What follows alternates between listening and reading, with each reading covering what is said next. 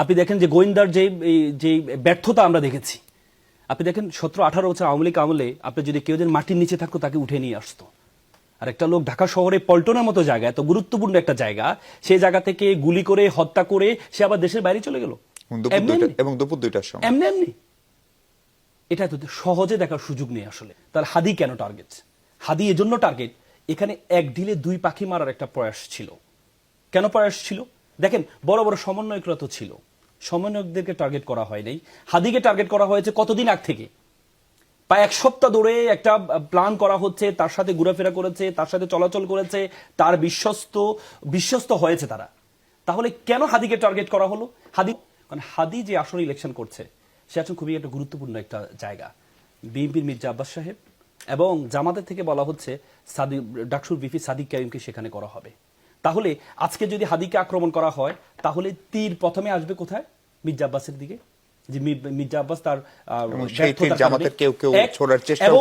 এবং কি সাদিক কাইয়ুম জামাতের কানে আসবে, কারণ সাদিক কাইয়ুম ইলেকশন করবে। তাহলে এই হাদিকে সরাইতে হবে, কারণ হাদির যতগুলো বেশিরভাগ ফলোয়ার আছে যারা ডানপন্থী, তাহলে সাদিক কাইয়ুমের জন্য ক্ষতি হতে পারে। এবং কি আপনি যখন দেখেছেন ঢাকা মেডিকেল কলেজে যখন গিয়েছে, তখন গিয়েছে দেখেন মির্জা আব্বাসকে যেভাবে ভুয়া ভুয়া বলেছে, জামাতের আমিরকেও সেভাবে ভুয়া ভুয়া বলেছে। তার মানে যে এই দুইটা রাইভাল যে পার্টি আছে, এই পার্টি নিজেদের মধ্যে দ্বন্দ্বটা তৈরি করে দেওয়া, সেটি কিন্তু তারা চেষ্টা করেছে, যদিও তারা ব্যর্থ হয়েছে।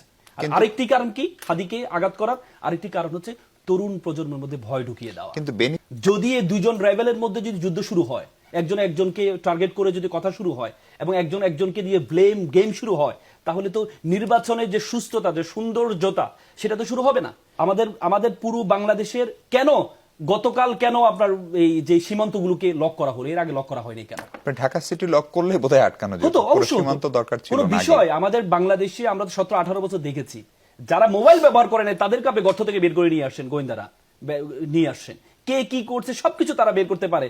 তারা এই দুইটা সন্ত্রাসীকে মোটরসাইকেল নিয়ে মিরপুর গেলেন, মিরপুর থেকে প্রাইভেট কারে করে ময়মনসিংহ গেলেন, এরপরে তারা দেশ পার হয়ে তার একটা সেলফি ছবি তুলে দিলেন। এটা কি লজ্জা, কত ধরনের লজ্জাজনক একটা বিষয়।